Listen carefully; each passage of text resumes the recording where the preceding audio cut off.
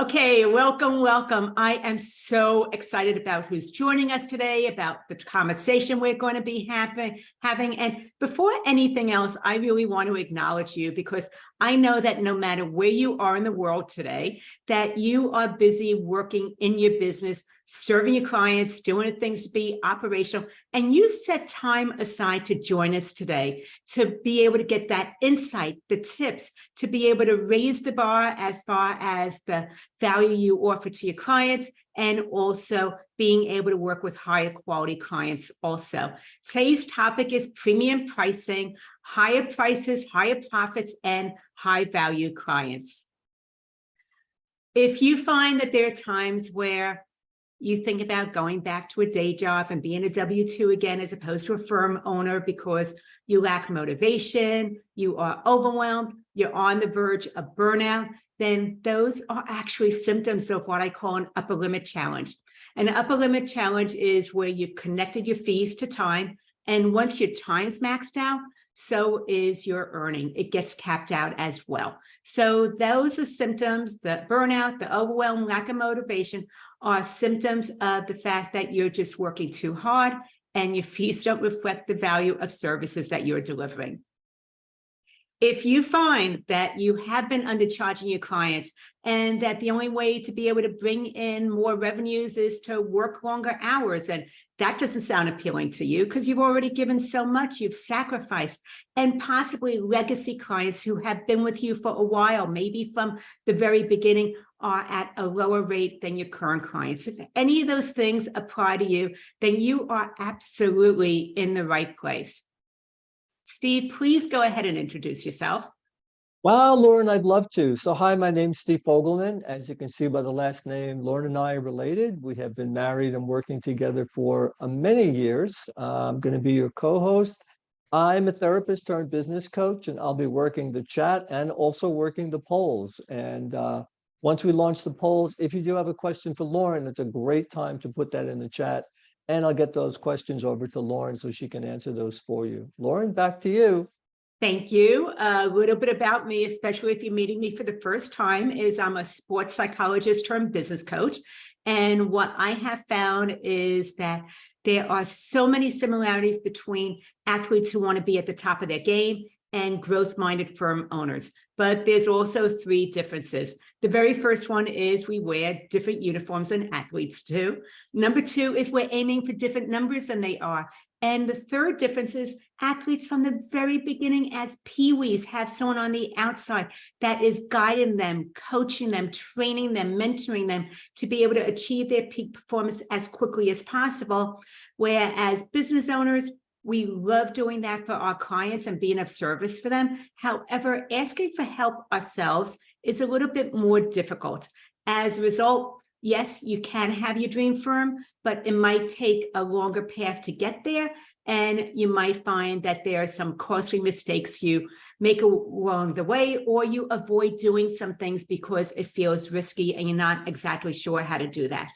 Also, as you can see, I've been listed as a top business coach by HubSpot, and that is my Amazon #1 bestseller, The Success Solution.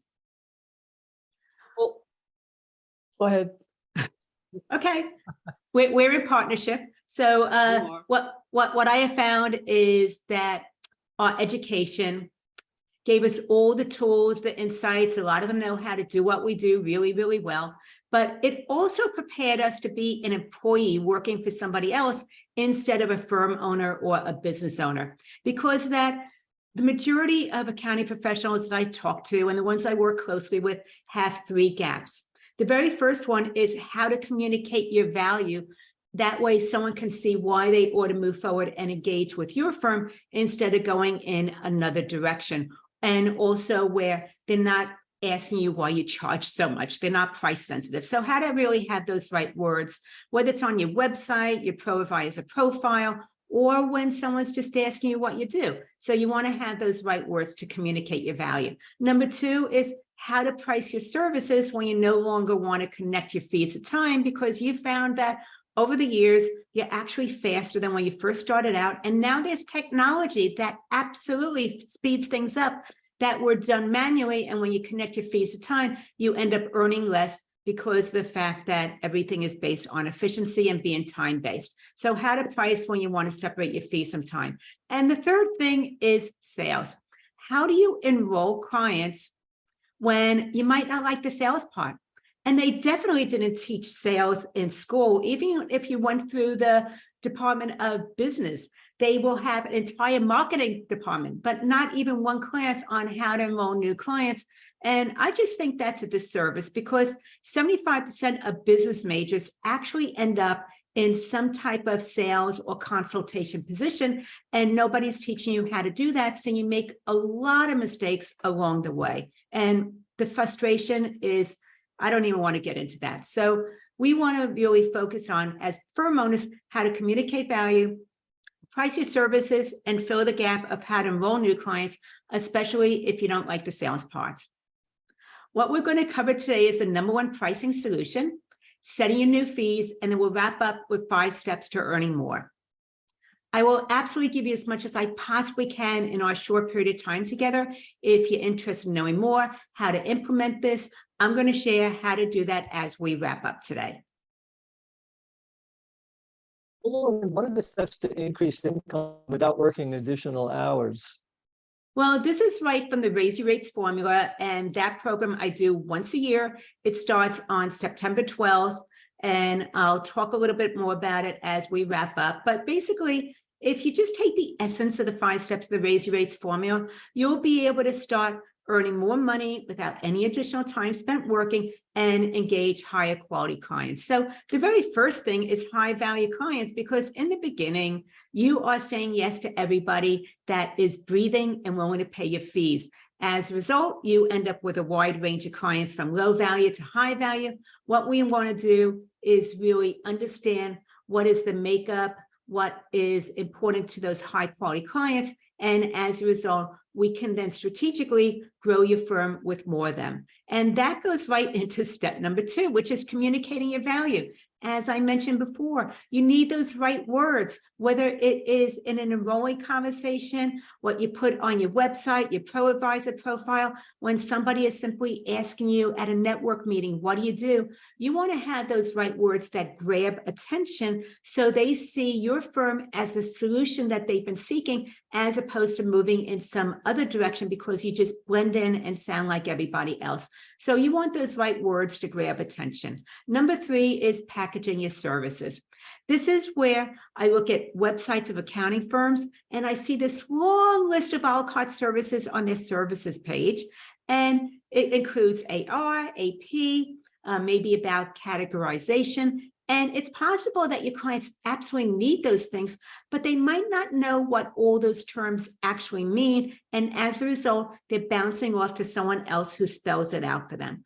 What we want to do is really look at what is going to be top value and a priority to the client from their point of view, and start to package their services, which is like bundling things together, which is going to go ahead and solve their big challenges regarding why they're coming to you and where they might be in their business growth journey. And that starts to separate your fees from time. And then number 4, which is what we're taking a deep dive into today, is value pricing. This is where we're not looking at your time cost and maybe a little bit of profit margin. We're looking at value from the client's point of view instead of your point of view. When you move into value pricing, you can actually earn 2 to 3 times more than if you base your fees on your time, your cost, and that small profit margin. And I'm going to show you exactly how to do that in section 2 of today's presentation. And then number 5 is consultation mastery. If you don't like the sales part, especially the close, where you're talking about the money part and what it's like to work with you, and then you end up maybe giving a discount before they even ask for one, or you're negotiating your fees because you need a new client, and it just doesn't feel really good for you, then I want to encourage you to have what I call a value conversation, where right from the beginning all the way through to the end when they're enrolling in with you, it feels very genuine and authentic for you. It's not salesy, there's no pitch, and you're not pressuring anybody to sign up with you today. So those are the 5 steps of the Raise Your Rates formula: is high value clients, communicating your value, packaging your services, value pricing, which we're taking that deep dive into today, and consultation mastery. Well, Lauren, that's great. The first thing that we're going to be getting started with is the #1 pricing solution. However, before we do that, we actually have our first poll question. There we How do go. How do you charge your clients? Is it an hourly rate, flat fee, value pricing, or a combination? Once again, how do you charge your clients? Do you charge hourly rate, flat fee, value pricing, or a combination? And like I mentioned, this is a great time. If you do have a question for Lauren, go ahead and put it in the chat, and I will be sure to get that over to Lauren. It looks like we have our results coming in just a few seconds. Okay, so how do you charge your clients? Hourly rate is 25%, flat fee is 8%, value pricing is 8%, and the combination is 58%. Great. Thank you.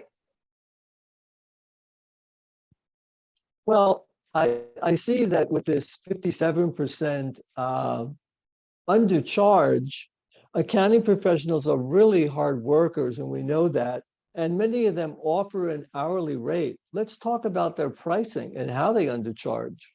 Well, the first thing is that a lot of times it seems like fees are fixed and they're not really set in stone. Fees can be actually flexible, and it just depends on how you look at them and consider calculating your fees.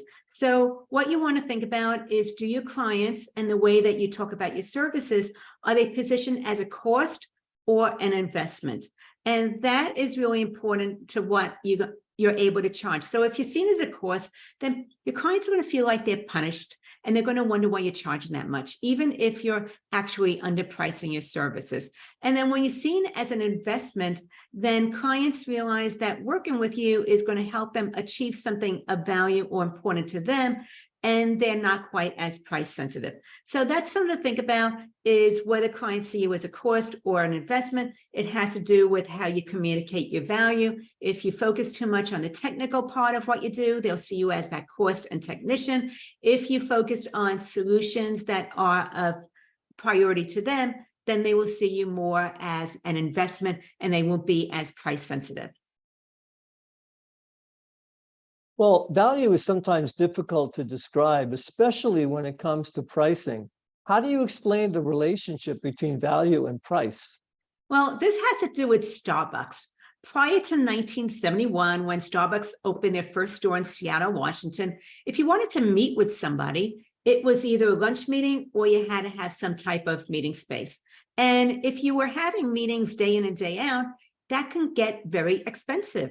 Well, Starbucks actually solved that problem, and they realized that they're actually in the meeting space problem, and they happen to sell coffee as well. Because think about it, you can park your laptop at Starbucks and be there all day long at a table, and nobody is giving you a dirty eye to be able to free up that table or to move on. They're not wiping off your table, giving you the hint that they want to turn it over for somebody else. They are happy to have you there all day long. And as a result of that, like I said, Starbucks realized that they're in the meeting space business, not the coffee business.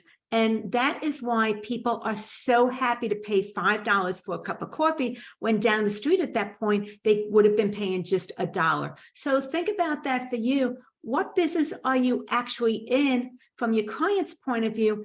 And it has to do with the solution that you're offering them, not the work that you're actually doing for them or what you feel that they are paying for. So once again, what problem are you solving for them? And that's going to help give you insights as to where your value actually lies. And if anybody wants to put in the chat what problem you think that you solve for your clients, please go ahead and do that. So as you're thinking about this and value pricing, and going a little bit more deeply into this, questions might come up about, I've heard about value pricing. I've tried it. It hasn't worked for me. I haven't seen the results, and I absolutely get it. It's a different paradigm shift. You're looking at things from a different perspective than you do when you're charging an hourly rate or a fixed fee. So when you're thinking about value pricing, what you want to realize is that in essence, the client needs to believe that what they have to gain from engaging your firm's services is greater than the fees that you're charging them. Once again, this is really where it comes down to communicating value. They have to believe that what they have to gain from engaging your firm's services is greater than the fees that you are charging them. And when they're able to see that, then they're ready to go ahead and move forward because they know that you're going to make a difference for them in a meaningful way.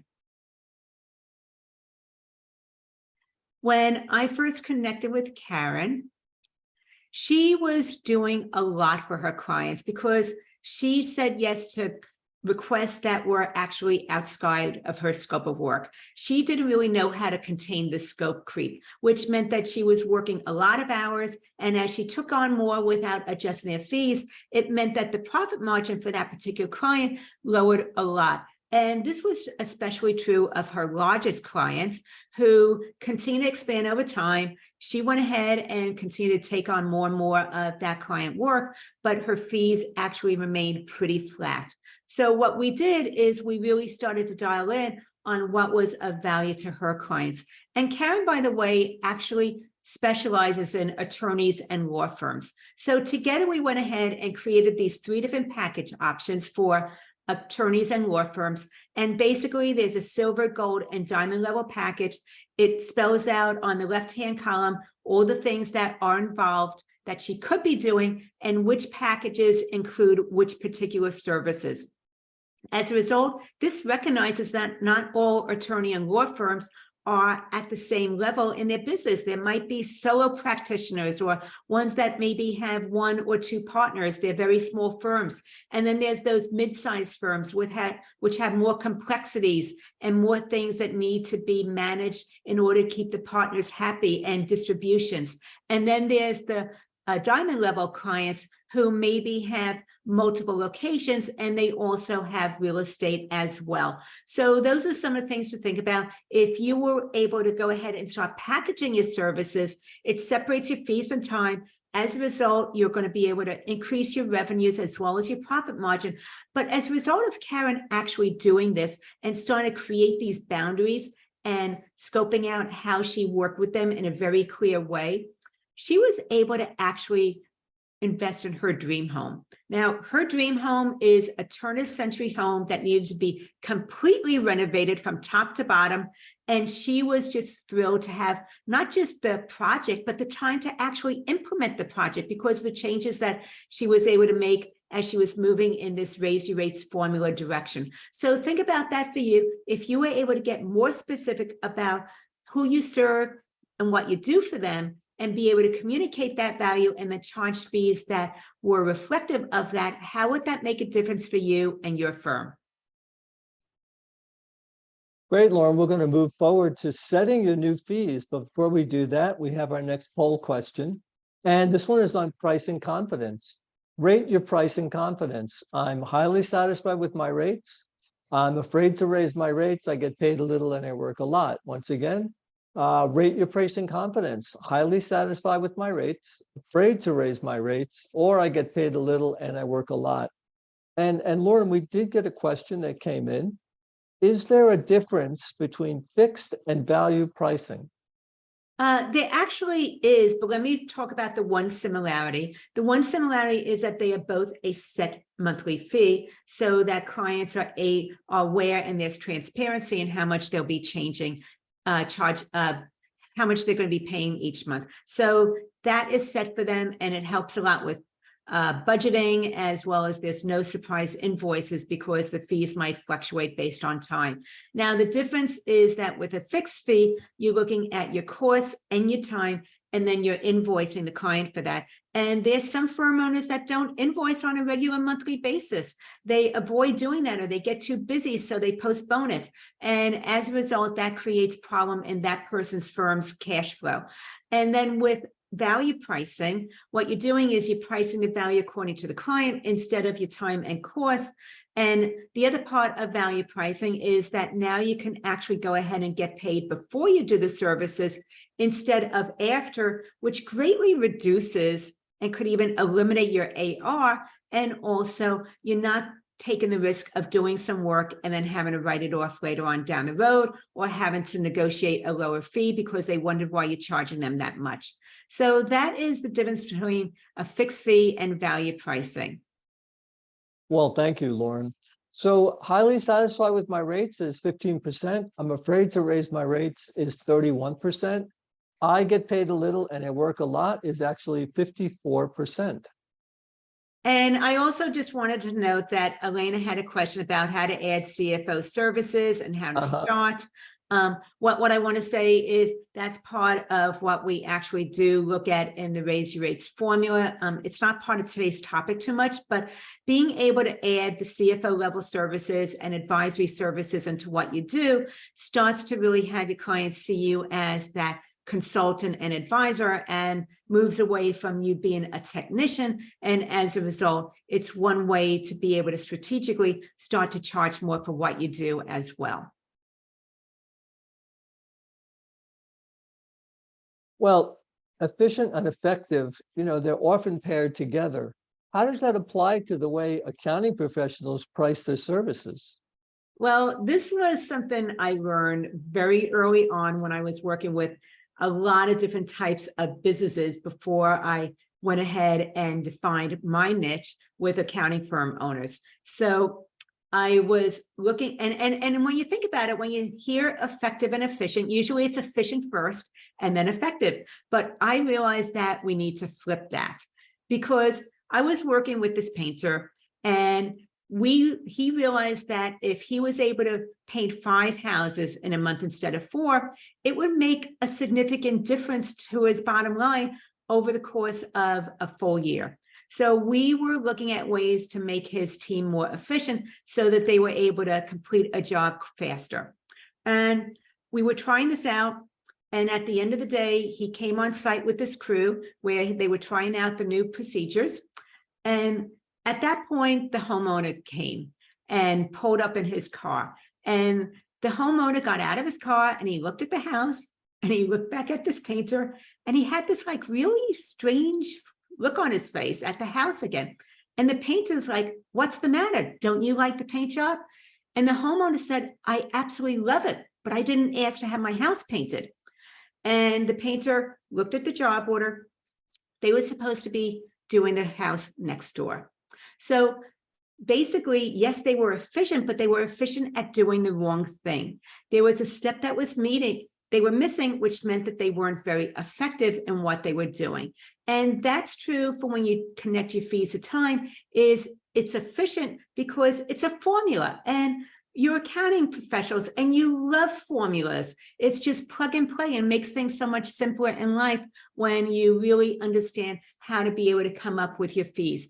But when you're looking at charging for your time and multiplying it by your hourly rate, it's not the most effective way to charge for your services, because you actually end up leaving money on the table, and you typically end up, as I said before, at least 57% of firm owners end up undercharging. So you want to be aware that yes, it feels efficient, but it's not the most effective way to charge for your services. Well, let's take that effective one step further.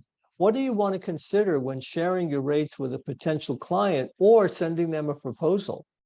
This is something that I learned from sports psychology and my study of neuroscience and how we make decisions and how our brains work. What you want to think about when you're in this conversation, this is whether it's with a potential client looking to engage your firm or with a current client who you're looking to increase their fees, is that you want to think about what you say and the order that you say the numbers. Because the way that our brain works is no matter what number you say first, whether it's one related to your fees or whether it is a random number like the back of someone's football jersey, whatever number you put out there first, they're going to compare your fees to that particular number. So if you give a low number first and then you share your fees, they're going to wonder why you're charging them that much. However, if you put out a higher number first and then you share your fees, which is lower than that number, they're going to feel like they're getting a deal. An example is if you say that your hourly rate, just for conversation's sake, is $100. So I'm charging you $100 and you can expect to pay maybe $500 a month. They're going to feel that $500 a month is going to be expensive. But if you tell them that by working together, I'm going to be able to show you how to increase your revenues by $100,000 this year, and then you tell them that your fees are going to be $6,000 for the year, then it's going to sound like your fees are a great value, because they're going to invest $6,000 for the year and you're going to help them make $100,000 in increased revenues. That's like a no-brainer. So that's something to think about, how our minds work, that you want to be very, very aware of what fee or what number you state first, whether it's relevant or irrelevant, before you go ahead and share your fees. Something to think about when we're looking at our highest value is our highest value from our point of view as a firm owner is our time, our costs, and maybe having that little bit of profit margin, because we just devoted so much time, money, and emotional investment on being able to get to where you are today. There is a lot of things that you do to have to be a business owner, and that it takes time, money, and effort to be able to achieve those things. So those are things that matter to us. But when you look at things from your client's point of view, what they actually highly value is what you know, not what you do. And let me say this in a different way. When you focus on what you do, it lowers your value because they actually see you as a technician when you talk about the different activities and tasks that you're going to be doing with them, or the workflow, or the reports maybe that you're giving them. But when you focus on what you know, which is that fact that you have the insights, the knowledge to know what to do to achieve a specific result, then they're seeing you more as that expert. And that's going to start to differentiate you from all the other firm owners that are focusing on the tasks and the workflow and positioning themselves as technicians. So I really want you to lead with your expertise, and that you have all the insights to know what to do to achieve a specific result for your client, than talking about what you will actually be doing for them. Well, Loren, share the 3 criteria for value pricing your firm's services.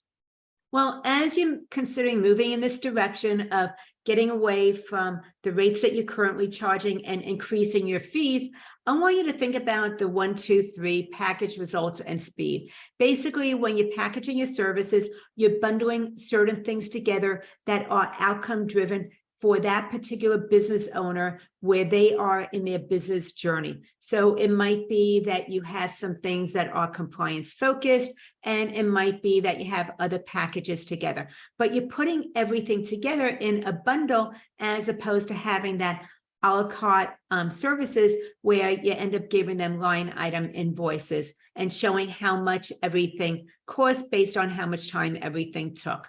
The second thing you want to look at is you want to focus on results, because that's actually why clients are hiring you. They don't really care how much time anything takes. They care about results. So you want to really start getting better at talking about the results and the outcome and the benefits of engaging a firm than the work that you're doing to be able to keep their financials up to date and compliant. And the third thing to look at is speed. Now, when you connect your fees to time, the faster you are, the less money you make. But when you separate your fees from time, then you recognize that speed has value. And the way to be able to think about that, first of all, we are a culture now of immediate. We want immediate results. We don't want to have to wait for things. We like things to happen quickly. And that is evidenced when you look at FedEx, where you have to overnight a package instead of do ground. You're going to pay 4 to 5 times more for overnight, and you're going to pay a lot more than if you use the postal service. And the other thing is, look at Amazon Prime. You are paying a monthly fee because you want to be able to make a purchase without meeting the $25 minimum and be able to get that purchase overnight or that 1 to 2 day delivery. So people will actually pay for speed, and this applies to you and your firm too. And I'll go more into an example in the next section. Well, Lauren, what you shared goes into the mindset about pricing and buying decisions. And many of our clients, I know that they want to earn more, but they're unsure how to start. What do you recommend to start separating their fees from time and help them transition to this value pricing? I'm putting a question in the chat. I just want to know from you, have you tried value pricing your services before now? Would love to know if that's something that you have been trying to do, you've been maybe reading about it, or that it is something that has been interesting and on your mind. But I want to share with you now the way to be able to start moving in that direction. So if you're doing something else and you're multitasking, I suggest that you stop. You might want to get your pen and paper ready or be ready to take some notes with your keyboard.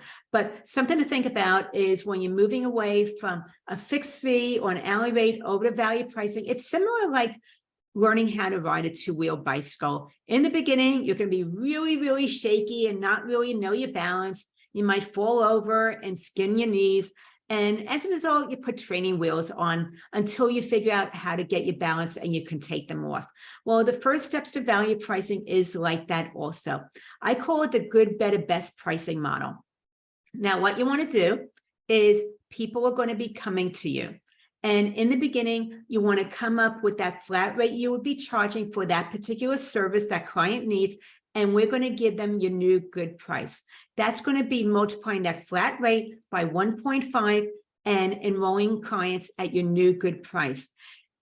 This is, as you start doing this, you realize that clients aren't quite as price sensitive as you thought that they were. So after you enroll 3 people at your new good price, we're going to move up to tier number 2, which is your new better price. Once again, you're going to have people coming to you. I want you to come up with that original flat fee. And then we're going to go ahead and multiply it by 2x.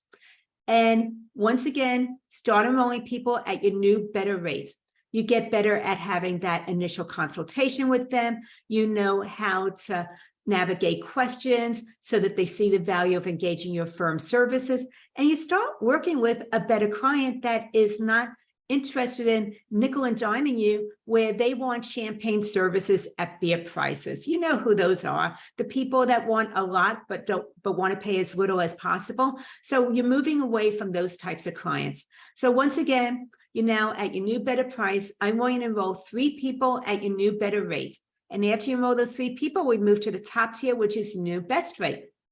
Once again, you're going to come up with that initial flat fee you would have charged, and now we're going to multiply it by 3x. You're not going to have the confidence to do this in the beginning.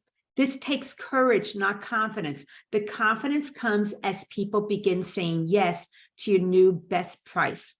And as a result of this, you're going to be working with a higher quality client. You're going to realize you don't need that factory model of firm any longer where you need a ton of clients to meet your revenue needs. You can work with less clients. You can work with them more closely because these clients are paying you a higher fee for your services.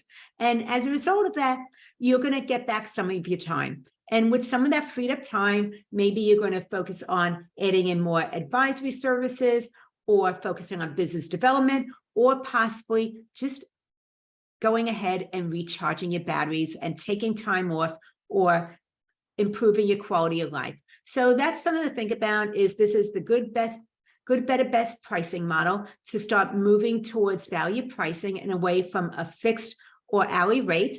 And after a while, you're going to want to recalibrate everything. So possibly at some point, your new best rate will go back to the bottom and you can go through the good, better, best pricing model again. So I've been asking about if you've been thinking about value pricing before that. Melissa said that she is moving towards that. Lena said not yet. Lisa said it's been something I've been wanting to do. Beth is no, just learning about it. Laura's yes, I had. It was a fail. So she wants to structure better pricing so she can do it again. And Beth said she would love to add new clients to her current load or convert existing clients this way. I wanted to say, Beth, one of the challenges that happens is that as you're moving this direction, you're bringing in new clients in this direction because it's easier, and you leave your legacy clients at your old pricing model.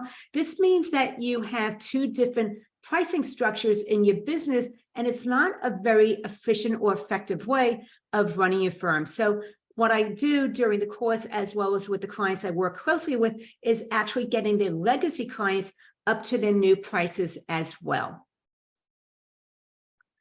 With Susan, she did not like the enrolling conversation whatsoever. It felt confrontational. She didn't like the pushback. Objections totally threw her off. So she had lower than average rates because she just wanted an easy yes from everybody, which meant that she had 100% close rate.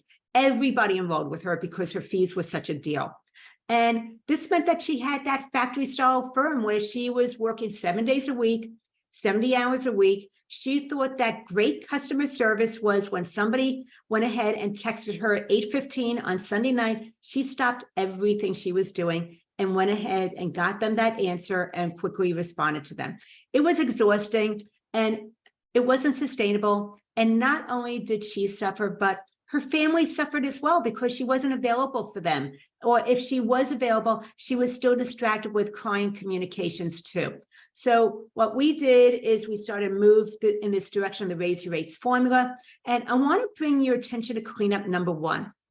Susan said before we started, she would have just went ahead and quoted $1,500 by calculating how much time she thought it would be by her hourly rate. And I don't know about you, but Susan undercharged for projects 100% of the time because she always underestimated them.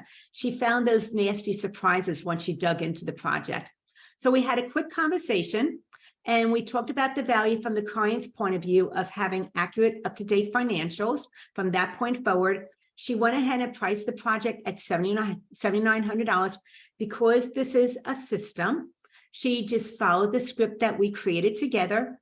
She was able to explain the value because we practiced it together. And then she was also able to talk about getting paid upfront instead of after the project was completed.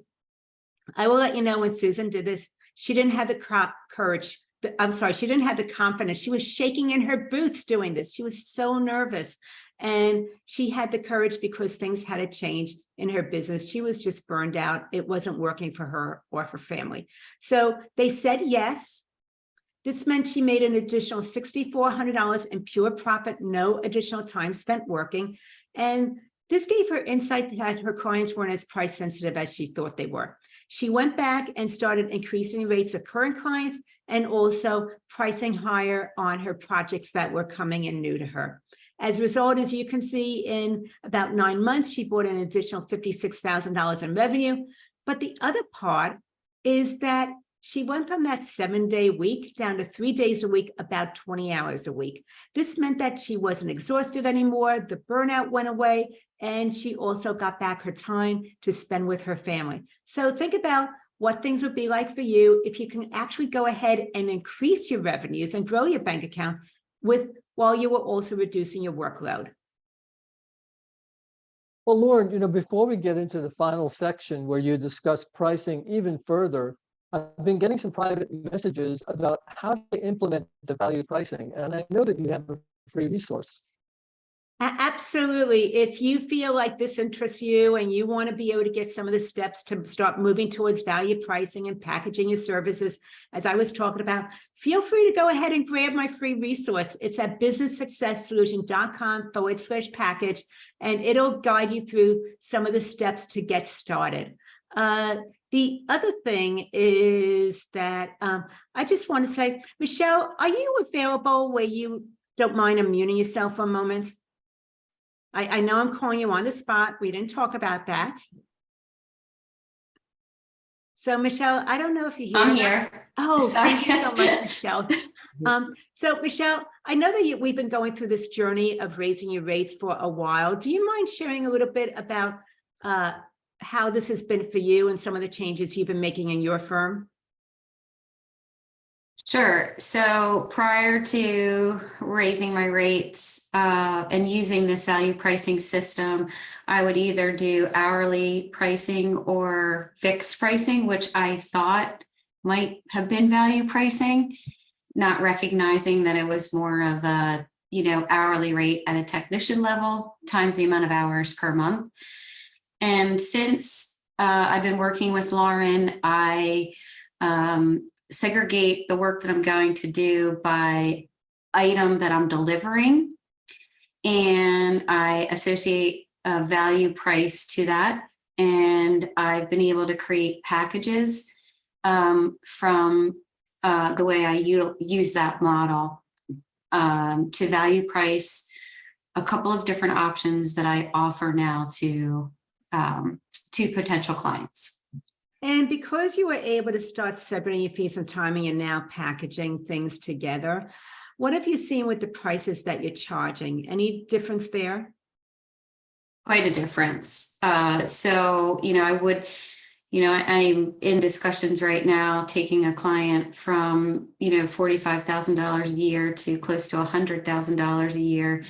And prior to working through this model, I probably would have only increased that either at a very low percentage increase on an annual basis, and sabotaged myself because I wouldn't have considered some of the quote out of scope services that we're now providing.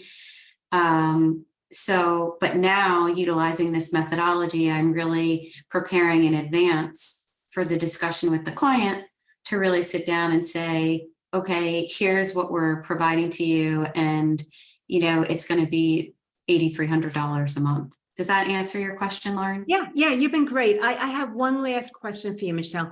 Because you've been moving in this direction of value pricing your services, have you noticed any other changes in your firm because of that? Well, we're hiring more people, and my team, I'm actually posing questions to my team of how we're delivering value, because I used to get really caught up.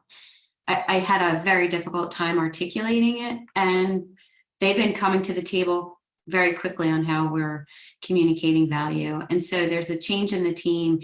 It's more cohesive. They're excited about how we're presenting these communications. And it's really been some great work all around. Michelle, I know that we weren't talking about me calling you out. I so appreciate you letting me put you on the spot. What you shared is really, really helpful. I know that you're inspiring someone else right now. Thank you, Loren. Mm-hmm. Well, that was great. And now we're going to be looking at 5 steps to earn more. But before we do that, we have our next poll question. And this is about your ideal client. Do you have an ideal client? I work with everyone. I serve several industries. I've defined my niche or my niche. Do you have an ideal client? I work with everyone. I serve several industries. I've defined my niche. And Loren, unless you see a different question, I do have one that just came in. Who do you start with first? Do you start with your new clients, or do you start with your current clients? It actually depends on you and your firm. I would say that 75% of my clients actually start with new clients because it's an easier conversation. They don't have any history with you, and you get better at having that value conversation and talking about your packages and your new rates with them. And then you go back to your current clients and get them up to speed as well. The other 25% of firm owners are already at capacity. They're not looking to bring on new clients right now. They're going back to their current clients and having those conversations on getting their current clients up to their new rates. So it depends on where you are in your firm growth. If you had capacity, it's easy to start with new clients. If you're already maxed out, then you start with your current clients. Well, the end of our poll question is, do you have an ideal client? I work with everyone, 36%. I serve several industries, is 45%. I've defined my niche is 18%. Great. Thank you. And I just want to quickly answer Lena's question. When Sure. first starting out, whether you're niche or not, it's actually up to the firm owner. With some firm owners, they know which vertical they really are best suited for, and they have a lot of experience and insights, and they just dive into a niche right then and there, or they quickly start moving into one. With others, you're figuring out who your niche is, how you help with them. So you're working with a wide range of businesses. That was true for me also in the beginning, is that it probably took me about 6-7 years before I started really defining who my niche was. And the way that I did it was in the beginning by process of elimination. I realized what industries and verticals weren't a good fit for me. And then I was able to start narrowing down on who I was able to best serve.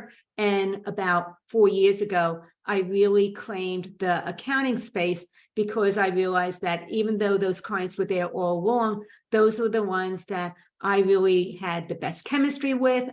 They got the best results, and I just want to say, once I developed a niche and really chose it, it made such a difference. It actually made things harder. It actually made things easier, and it actually speeded up my growth as well.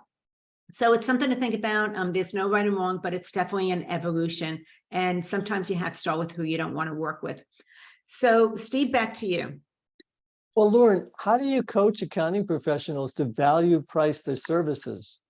Well, once again, you want to think about things from the client's point of view and understand what is top of mind for them, what's a priority for them, and recognize that there are 3 different things you want to consider. You want to look at their needs, their wants, and their desires.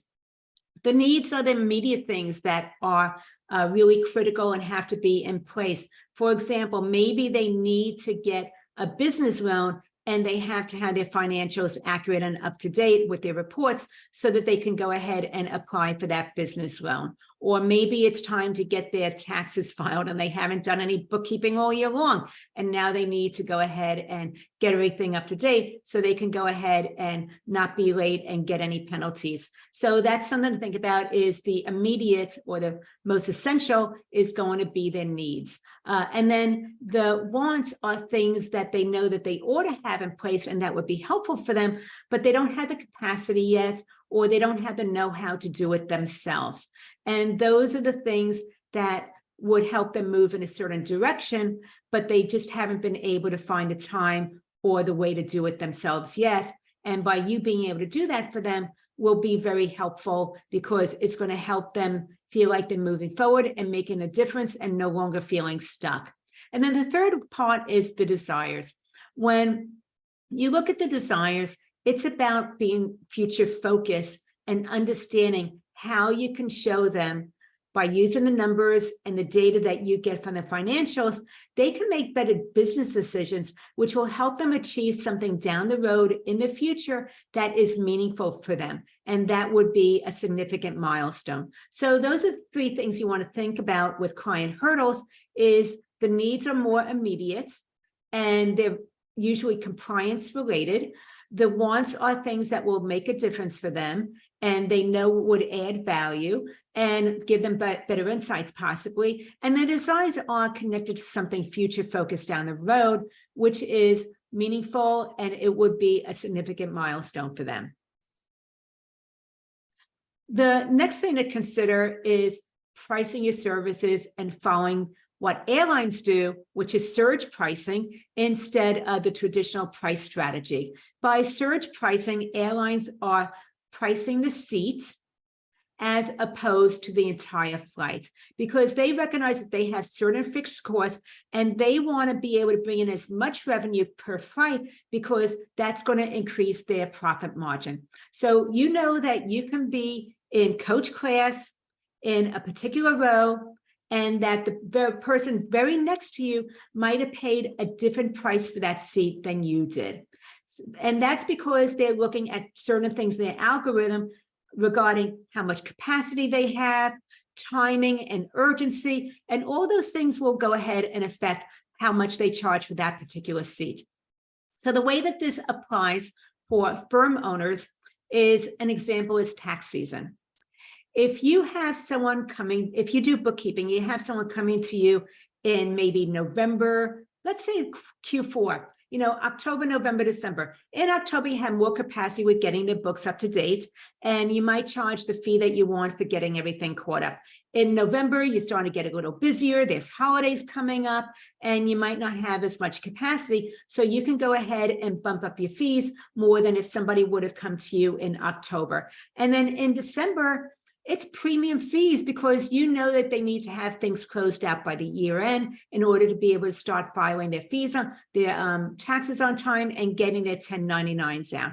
So that's something to think about for bookkeeping businesses. If you do taxes, then you're going to look at February, March, and April. In February, you charge the fees that you want for filing taxes because you have a lot of capacity at that point. In March, I would say go ahead and bump those fees up more because you know that people are now starting to come to you, you're getting busier, and you don't have as much time on your calendar to be able to juggle all your different clients. And then in April, you want to charge premium fees for the people that procrastinated and now they have an emergency and think that you ought to buy into their crisis. So in April, you want to charge premium fees for filing their taxes and put all of them on extension as well. So that's something to think about as to how you can use surge pricing in your firm. If you're doing bookkeeping, I would look at October, November, December for getting people caught up for year end. If you're looking at taxes, I look at February, March, and April for looking at getting their taxes filed on time. And remember, they come to you in April, they procrastinated, and I would just put everybody on extension, but still charge them a premium fee. Now, this is how to start moving towards packages.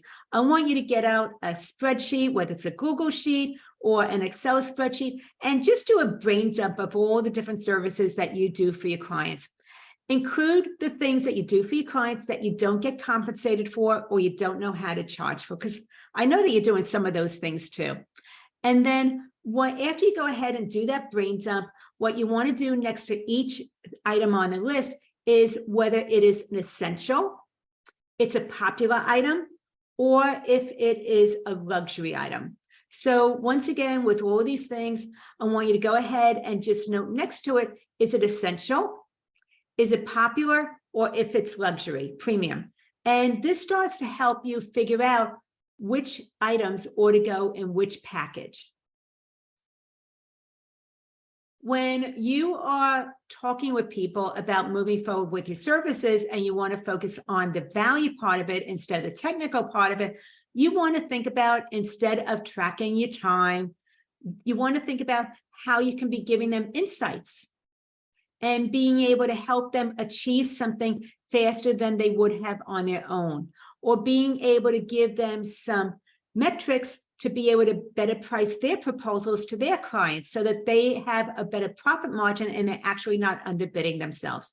So that's something to think about, is you want to help your clients focus on what's of importance to them and be able to really have that be what you dive into, as opposed to just tracking your time.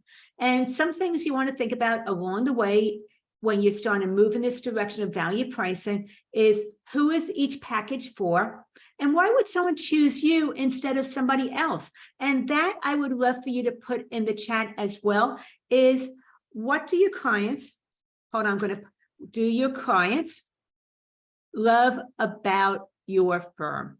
So once again, would love for you to answer that. What do your clients love about your firm? And as we're doing that, and you're thinking about who this is for, each package, and why they would choose you, then the next one is, what problem do you solve for them? This starts to have you thinking about the outcomes and the benefits, the end result, not about what you do to achieve that end result, and start figuring out the words to focus more on those outcomes and benefits. And then the last part, which is golden, is once you remove those headaches or the things that they've been tolerating and those challenges are no longer there, what's possible for that client that wasn't possible for them before? So think about that as well. And that's a little bit more future focused, but just start tapping into what can your clients do once you start getting their financials up to date, caught up, accurate, and you're also being able to take care of some of their tax responsibilities as well. This is an example. Go ahead, Steve. Accounting professionals are ready to separate their fees from time. How do these packages actually work? Oh, I am so glad that you knew to ask me that question. Here I was on a roll. You're on a roll. But this is what you want to consider as you're moving forward. just an idea to give you a visual of how you would look at your packages. You have a silver, gold, and diamond package. This is right out of the Raise Your Rates formula, and we do it. Actually, I give you your packages. You don't even have to take time to do it. I will go ahead and create packages for you that you could just then plug and play. But with the silver, it's basically the essentials to be compliant ready for your business owners, because some business owners just want the basics. And then the most popular one will be the gold, which is those services that you know that are essential, plus the other things that will start to make a difference for them and give them better insights into their firm's cash flow or their business cash flow. And then the last one, the diamond, is starting to move towards outsourced CFO level services, where not just are you doing the accounting work for them, but you're also advising them on how to be able to look at the data. You're tracking KPIs, key performance indicators. You're maybe meeting along with your client. You might be even doing additional meetings with some other people that are on their team regarding the financials, and really expanding your role into those higher level CFO services. And there's a very strategic way to start doing that as well. So once again, silver is for the people that have a small business. They might be starting out. They just want the basics and be compliant ready. Gold is where the majority of your clients ought to be, which includes the compliant ready side, as well as some more insights into the numbers in their business. And then the diamond would be more outsourced CFO level services. With Rihanna, she is a yes person, and she was saying yes to everything. Plus, she was in the beginning a generalist, where she was working with a wide range of clients, similar to what Elena was asking. And that meant that different verticals have different needs regarding their financials. For example, people in construction need to know about job costing, and then people in restaurants need inventory management and some other things. So this meant that she wasn't very efficient with what she was doing. She would put her kids to bed, run back to her computer and do some client work late into the evening, or she would miss some of their sporting events on weekends because she was catching up because a client called in a crisis. She dropped everything to help that client, but now she had to play catch up. It just wasn't working out very well for her or for her family. So once again, these are the packages that Rihanna and I created together. She has silver, gold, and platinum. And also she decided to move in the direction of niching in restaurants because she had 20 years corporate experience in that particular industry. And she knew exactly what they needed with seasonality, where there might be ebb flows in their cash, and also that there was high turnover in the industry. Plus there's inventory management, and there could be fraud if there's still they accept cash in their restaurant. So she knew how to put those things in place. And she realized that with the silver, it might be for the mom and pops. The gold would be for someone that had more square footage or possibly more than one location and larger staffing needs. And the platinum would be for someone that might be a franchise and also had real estate. And by doing this, the clients recognized her as an expert. They weren't as price sensitive. And as a result, she was able to increase her revenues, and her family got her back as far as free time as well. Well, what we covered today was the #1 pricing solution, setting your new fees, and then 5 steps to earn more. And Loren, I know that we're looking at things that you shared, and you shared quite a bit. And now I think that they can get started, but I think that there are some who are ready to get this done, and they don't want to figure this out on their own. What do you recommend for our listeners who are ready to increase their income without working additional hours? And I know for some of you, it's top of the hour, and I want to be mindful of that. I did put in the chat a link if this is something that interests you, but I'm going to be doing my Raise Your Rates formula course to implement all the things we covered today together, because there's something about having someone that knows how to do it. This is what I do all day, every day with my clients, is really being able to look at how to be able to increase your value, to be able to get paid fees that reflect the value of services and work with premium clients. So if that's something that interests you, you would love to be able to double your income, reduce your workload. This is a done with you live group coaching course where I handhold you, I give you the resources, meeting with you to be able to get your questions answered so you can implement before the course is over in 5 weeks. Some of the bonuses that come with the course is enrolling new clients with confidence script, because nobody likes objections. So I'm going to show you how to be able to do that. And also what to say. Oh, so that's the second bonus, was confidently handle pricing objections. The enroll new clients with confidence script is the exact script that you can use during new client consultations to be able to get clients to see the value of your services and have them want to know how to move forward working with you. So I give you that script word for word, so you can just go ahead and plug it in, and clients will start seeing the value and they won't be as price sensitive. As I said, also how to confidently handle objections so that when they do come up, you understand how to respond to them, and you can do that with confidence instead of being flustered and shut down the conversation too quickly, or end up negotiating your fees and lowering your prices.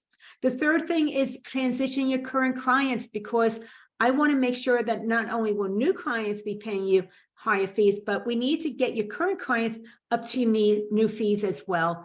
And I show you how to do that with transition your current clients checklist. The main part of this is value and mindset. So think about how long you've been thinking about this, what comes up for you when you think about raising rates, especially with your current clients, and how you might be getting in your own way and it is stressing you out. So we are going into the mindset piece as well, because you basically have to connect with your value before anybody else can recognize the value that you have to offer and be willing to pay that higher fee. And then I have an entire additional module in the course on how to start attracting quality clients to you. And I give you those marketing strategies to be able to do that. And this applies whether you are an introvert or an extrovert, because I'm actually more of an introvert than an extrovert, and how to be able to apply regardless of whether you're that introvert or extrovert and how it could work for you. So what is included in the course is done for you resources, because I know you're busy. I don't like giving homework or anything like that. I would say that this will take about 1 hour of your time, maybe to prep before the weekly meetings. And then we have the weekly meetings, which are the live group coaching calls. It's going to give you all the access to the Raise Your Rates formula. You're going to have those weekly meetings where I'm here to answer your questions. You'll get the recording so you can go back and listen to them later. And the other thing that I don't have here is once you enroll in the course, you have lifetime access to it, because I realize that this journey is an evolution. Things change over time, and you might want to go back and grab another resource or go through a module again or listen to a particular recording to be able to understand it better and how you can apply it based on where you currently are at with your firm's evolution. So you deserve to set fees which reflect the value of your firm's services. By doing it together, you save time. I go through the value pricing with you so you don't continue undercharging your clients because you're second guessing it yourself. If that interests you, then the enrollment into the course is $9.97. The course does start on September 12th, which is a Tuesday. It is a small group because I really like, as you can see here, talking with people, answering your questions, knowing that you have exactly what you need to be able to implement this and have it done as we're going through the course together so that we can have you get the best results possible. And if that interests you, then you can go to businesssuccesssolution.com/pricing. I have the link in the chat as well to be able to get enrolled today. And I know that as firm owners, you are so client-centered, you're making a difference for your clients, but what happens is you end up sacrificing.